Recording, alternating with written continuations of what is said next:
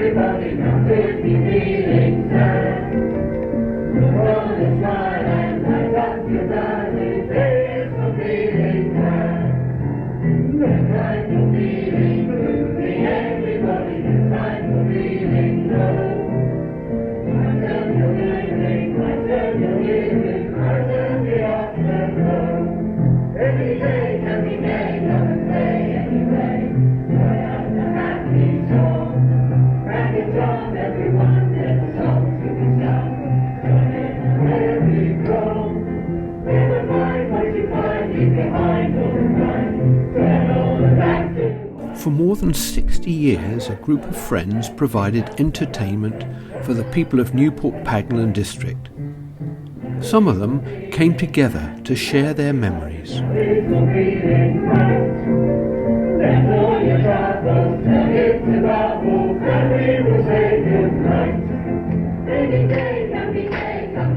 Terry Sackwell and Jack Sharp put an advertisement in the paper and said, was anybody interested in starting a concert party to do things in Newport to brighten up their lives? And we all met in the Cannon one evening.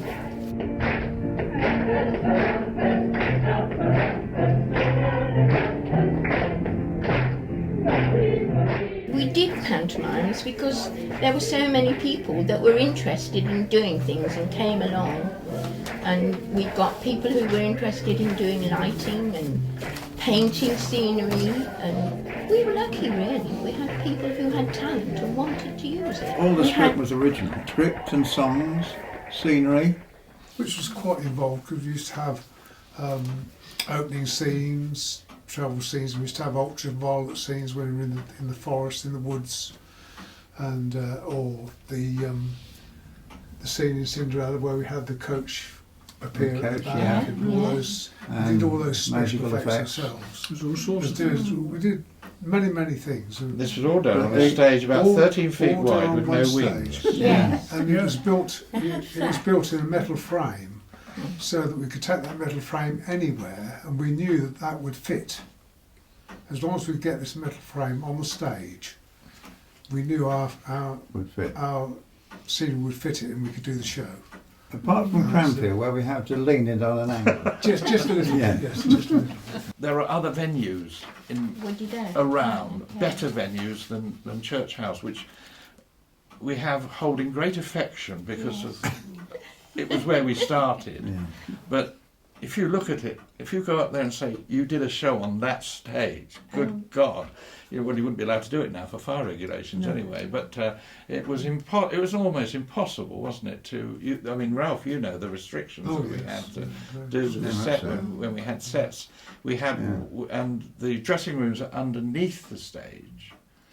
And that was the only way, without going out around where you could possibly bump into the audience, you had to go down a trap door to the dressing rooms and up, and you had to make sure. And I know one day there was a door on the set by the trap door, and the late great Peter Gardner made an exit, and we heard and he went straight down the trap door because someone had left it open. We'd take the show to other places, Wolverton, Oney and other places. And we'd exit the church house at Newport Pagnell, which was their headquarters, down the back iron staircase, carrying the piano sometimes, which we needed.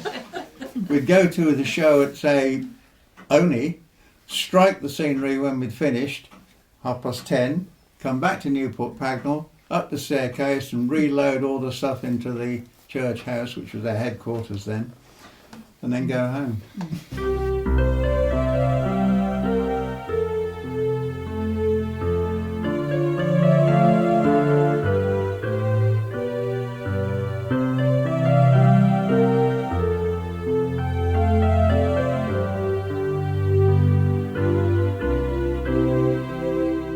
I was about 16, and I've always been interested in singing, as most people know here. I was a member of the church choir for many years, and still am. And I just fancied I'd like to sort of have a go on the stage, so I just went along to a rehearsal. And I was made very welcome straight away, and I think one of the first things I did was Sonny Boy sitting on Terry's knee, if you Yes, I do. and I was bigger than Terry. I gradually got more involved and helped with the scenery, and eventually took over the painting of the scenery for all of the shows. There was a corps that went on for years. It's probably a corps But that we got did bigger. have lots of people that would hear about us and come and go. And we would, well, yeah, I mean, I suppose we just got known and people would appear and say they'd like to join us. We would have children, young kids sitting in the front row that eventually became principal boys. Well, yes, yes. As they grew up, they joined the company. And even today we have families, you know, and you say the planet, and oh yes, my grandmother came along. We had people who attended every performance, and here's a letter on their 25th. Congratulations to everyone for 25 years of family fun. Your pantos are just sheer delight. We have not missed a single night. So raise a cheer to the pioneers. Here's to the next 25 years. My family supported the Pioneers every year, and we went along to watch the pantomime. And as I grew older and older, and I thought, well, I don't want to go to a pantomime, but I wouldn't mind having a go being in it. I did. I'd been to a boarding school and done a little bit of drama there. And when I left, and after I'd finished agricultural college, I had time to join, and that's when I did. I was 69. I joined him when he did Cinderella, and but then they were going to do. I heard they were going to do plays, and I was more interested in doing plays than pantomime, to be honest. And so, when soon after Cinderella, I think that play was about 2 years later, if not a year later. And Which one was that? that was Not now. Not Now, Darling. Not Now, Darling. Darling, yes. I remember that. Yeah. It was great. It was very, very funny. You couldn't show. do it now because it's No. dated and No, totally politically incorrect. Unfortunately. Yeah, unfortunately. And, so I then got involved and I was with them till, well, I'm still with them, as it were. Yeah. Well, yeah. And I think over the years there hasn't been a huge amount of people. The core has remained pretty well the same, hasn't Yes. it? And just people have come in and gone out. Yeah. But, yeah. We also did all the crazy events in Newport Pagnell. Opening the town swimming pool, switching on the Christmas lights, you name it. We were invited to put on shows, to do a variety show and things. Of course, we did the river shows. We Did did that showboating. twice. We did The showboats. showboat was one. We built Rosebank a Gardens, proper yeah. Mississippi showboat on the river. Yeah. And we had the crowds lining up the bank like at Rosebank Gardens, this was. Yeah. And did the show on the boat stage, as it On the- were. We built a boat. Fireworks went up the chimneys at the end. You know? The boat was built on the steps, wasn't Yeah, it? it was. Right Out on into the edge of river. Actually, somebody would come to a rehearsal or a meeting with an idea, and then everybody else would say, "Well, could we do that?" Or yeah, we could do it, and so and so and so and so, and so it would get done. It was amazing, really, what we did.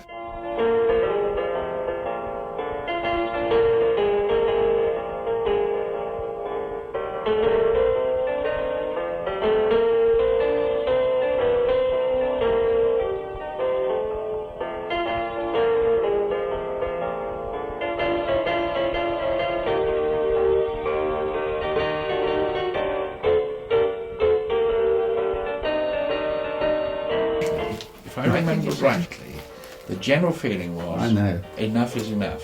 Yes. Because you'd all aged with it. You'd done 25 years, Yeah. Yeah. and the standard was good, and Yeah. it was. The feeling finish- was that we didn't want to do. Oh. We You'd were reached all 25 years, older. celebrated the 25 years. I remember the little special programme that we had that Francis Yes. Durbridge, and there was Yeah. did they give us a pen or something? We Yeah. gave us something, we yeah. bound it with tassels. Yeah. But I'll tell you one thing, that one or two of us who were in the treasurer, secretary, chairman, we said, okay, let's pass it down to someone else. So we changed jobs, as it were, and then somehow or other the panto never got written. Then they said, okay, we'll do a play, and that never got written. So we then decided, that's it, Yes. we'll finish. Yes. So it sort of finished it. petered like that. Yeah. When we folded up the Pioneer, pantomime company or show company or whatever, in 1976, Peter Gardner was a filmmaker, and we decided to concentrate on making films. Just Sir William, he's worth £500,000 or more. Well, that's what people say. Just Sir William, he turns bright vermilion when he finds he cannot. The first one they did was Just Sir William. Just Sir William. Yes, Just Sir and we William. did that in Sherrington at the old rectory.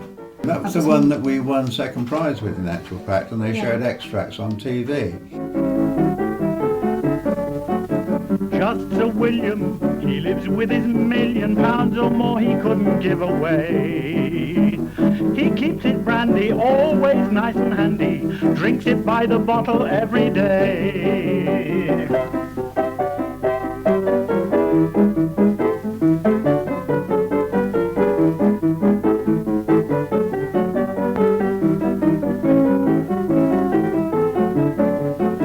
Just Sir William. Super to get away from London, darling. A whole weekend with Mummy and Daddy. Oh, I love weekends, don't you? Quite frankly, Sol, not when we have to come down here. It's all such a frightful bore. Still, we've got to keep in with Sir William, haven't we? You're going to be a very rich young lady one day, aren't you? That's a perfectly beastly thing to say, Quentin. That is jolly good. All about the old boy who was going to leave his money to his wife, and if she died it would go to someone else, and they called all family together, and they all thought, if she dies, if he dies, I get it. And they all plotted everybody else's murder, you see. And the first one to go was the old squire anyway, but he was drinking brandy all the time and collapsed, you see. And his wife had poisoned the glass, but he actually hadn't drunk it then. But they thought he was dead, so that off into the morning room, said the footman. And then they all got killed one after the other. And then finally the old boy wakes up, and everybody else is round dead in chairs. He even walks out to the gardener, who looks in amazement, steps back on the hoe and kills himself. And he's just left on his own. Just Sir William. Yeah. Which I wrote because it was just William's stories, and I put Sir in the middle.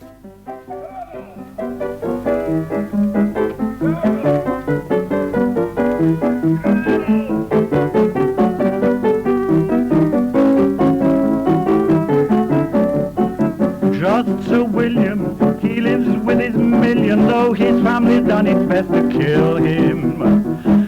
Peter had got camera, and Peter was a great member of our pioneers anyway. Did he suggest the idea? Can you remember? I can't remember one actually. I don't remember him ever saying, well, you know, we're not making pantomimes anymore, so let's make films. I don't really I remember think it how was something. Richard wrote some brilliant scripts, comedy scripts. Yes, he did. I mean, then we had He Richard. may well have influenced Peter and say, look, I've got a great idea for a script. Why don't we film it? Peter and Richard on a Sunday.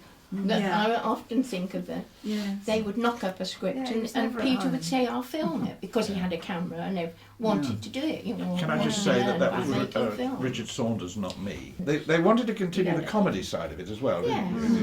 They wanted to make sort of fun films rather than, Yes. although we did have developed some ghost stories and dead bodies. Yeah, one they I were. remember.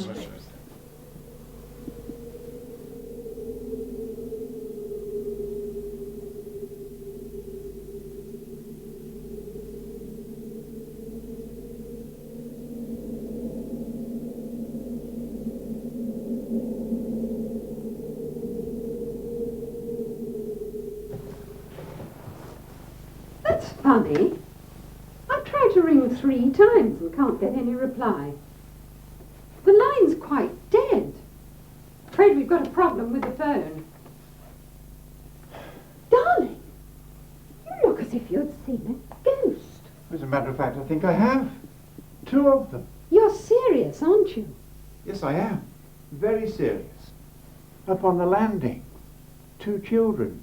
Perfectly normal children. I don't mean abnormal or dressed in medieval clothes or anything.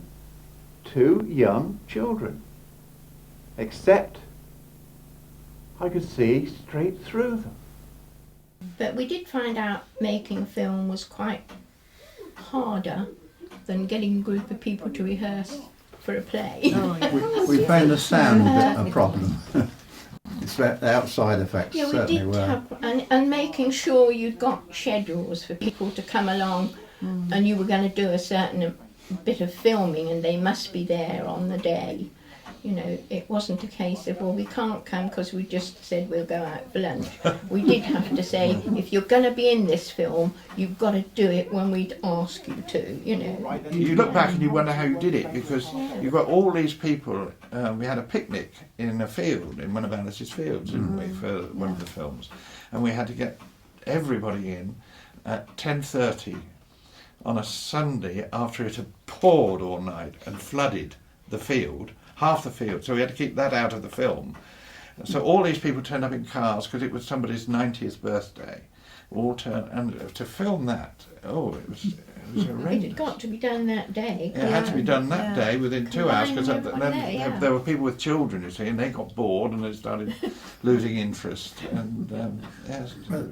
The sun shone on us, you know, from above on that Oh, day. the sun shone on us, sunny but day. the water was. We wanted to film in the wood, but we couldn't do that because it was knee deep in water, wasn't it?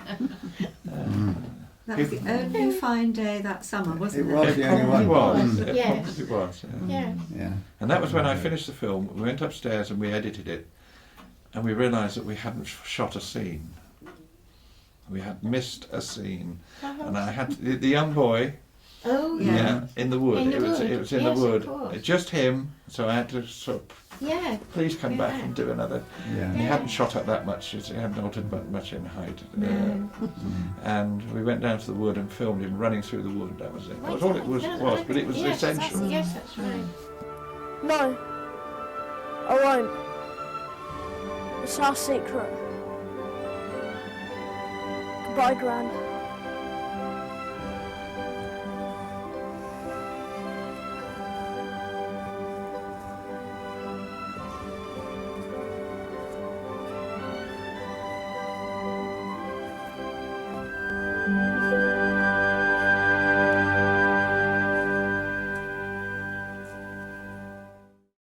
There's a common cold research Oh, the Common establishment Cold. Yeah, that's which gave free holidays. Yes, Provided, that you was know, a good film.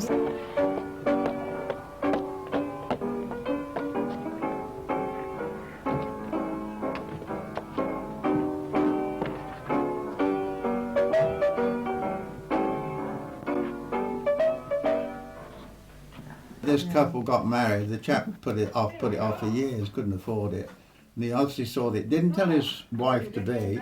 And we filmed it from the wedding, and that was comic all the way through to this common cold research establishment. And she only found out at the very last minute. And when she did find out about catching cold, she stamped her pepper pot on the table and sneezed. And of course, they rushed her off. So she didn't enjoy that very much. That was the end of that film. Yeah. Free fortnight holiday for two, all accommodation found. CCRE. CCRE? Hey, Biggleswick, if you don't stop talking in riddles, I shall...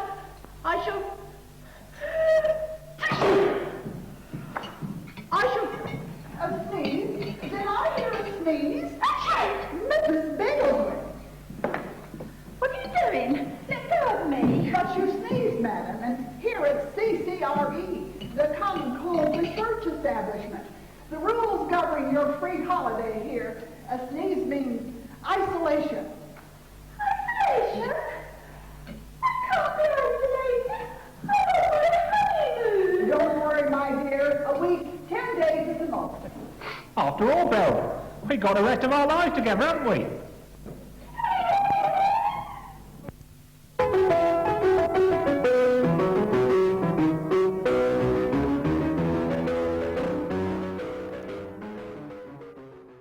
The locations, which we found quite easy. As you said, if we wanted a country cottage, we'd find a suitable cottage, knock on the door. Can we film here? Certainly. When? Well, say Thursday, or we shan't be in on Thursday, but we'll leave the door open, you know, help yourself. And they did Actually, every time. We filled We one didn't place, have any, the old rectory at Sherrington, with smoke, nearly blew the place up. And then they finished up by inviting us to a huge slap-up dinner. Oh, nobody said no. We had this film about, it involved an antique shop, and Betty Donaldson, who lived near Towcester, just went into a shop and said, we're making this film, we need an antique shop. And these people just said, no problem, come in. So we all turned up one Sunday. We had to be Sunday, obviously, because it was open the other time. So we all turned up this Sunday morning. They unlocked the door and they just let us in. And they wouldn't stay with us. We said, would you like to stay and keep an eye on? No, they went off. We never saw them again, did we? No. We were moving all these antique furniture, and it was a complete Aladdin's cave as well, wasn't it? We could have taken stuff. They wouldn't have known it was gone for years, but we were very honest, and well, we had to be, but it was marvellous.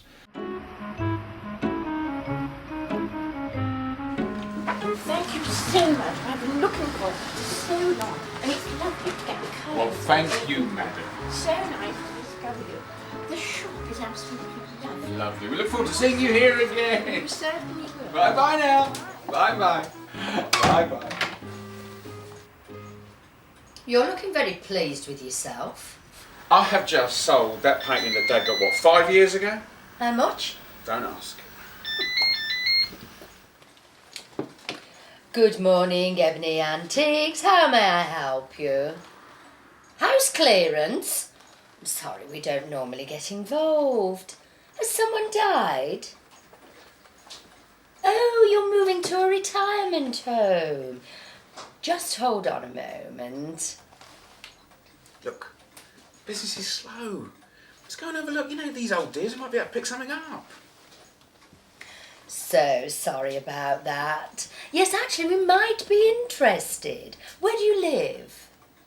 Oh, yes, I know. It's about 6 miles from here. How about tomorrow? Shall we say 2 o'clock? Super. Right, if you'd like to give me your name and your full address. Lovely. Super. Right, that's fine. My brother James and I'm Linda Phillips, by the way. We look forward to meeting you. Okay, Mrs. Watkins. Bye. Bye. Bye. So, we're going to clutter up the shop with more rubbish, are we? Dad! Yes? Look after the shop for a couple of hours tomorrow afternoon, will you? We're going to go and see about a possible house clearance. Some old dear's got some stuff she's thinking of shifting. Oh, great. We got the job shifting what we got now. Ring before you commit yourself. Yeah. Oh, we're not running an antiques roadshow. What do you think about it? We did a film where we needed a railway station and everything else.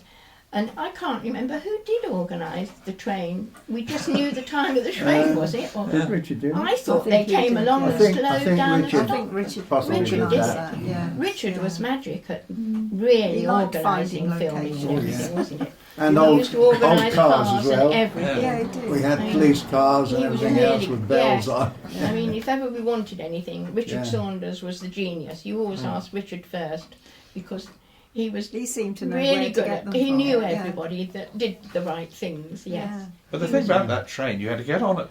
It was at Woburn Fenny Stratford, wasn't it? Woburn Sands. Woburn Sands. Woburn Sands. But you had to get on at Fenny Stratford to go to Woburn Sands. That's right. And then get on That's right, and get off. Yes.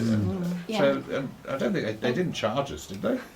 Oh no. No, They About just ticket said or as long anything. as we had it, they would slow the train down as it came in so we could do it. I mean, they did it to help us as much as making the film as not as just running the train. The awful thing is the general public. There's we are There was making a one or film, two. and we also get friends and relatives to be extras, and we say we've got to make this station look busy, so we've all got to be there. And also there was a group of people meeting people off the train, Yeah. and of course you get Mr. and Mrs. Smith who's got there for a Sunday afternoon, wondering what the hell's going on with these mad people.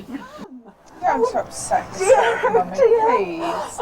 Maybe he's just been delayed. He might be on the way to train, you know. Shall we go and try and get a cup of tea somewhere? Come on, let's go. All right, then. Mother! Hello, Mum. It's me. I've come home. Samantha, I couldn't tell you in the letter.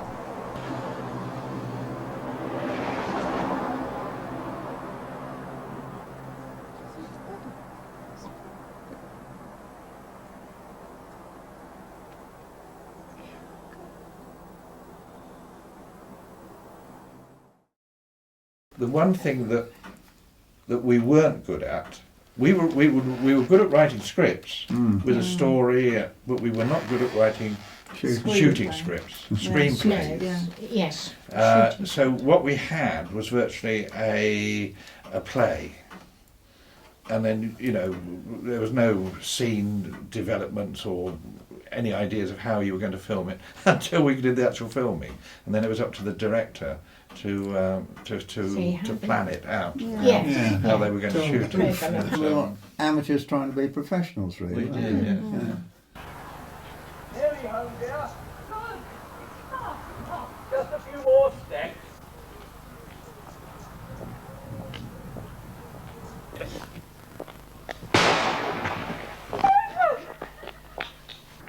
Edward!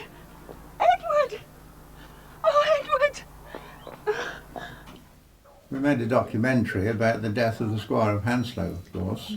The Hounslow. But that was as a documentary, and we took all the script that's on the internet. Where the murder was on the Sunday and the inquest on the Monday. And I think the papers published as well. That was pretty fast going. So the script, I wrote it from purely the internet reports. And then we did it as a documentary, and we did it as the inquest. And everybody gave their view of what happened and the evidence. And as we gave the evidence, it would flash back to that particular happening, from the shooting of the Squire and to the policeman riding up on his bicycle. And we filmed that outside Hounslow Park, where the lodge still is, where the murder was committed. And then the Squire's widow had the road enclosed by a spinney and a diversion around it. So the actual road is inside the spinney, and there's a little plaque there to the memory of the Squire. And the gamekeeper shot the Squire, and the gamekeeper committed suicide. And his gravestone is in Hounslow churchyard, with a description, "Waiting till all shall be revealed," written by his wife, and no one knew why. He were dead when we found him, sir. How could you be sure?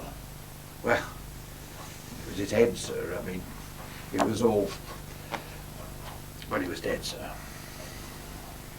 Was it done there? Oh, yes, sir. It was lying by his side.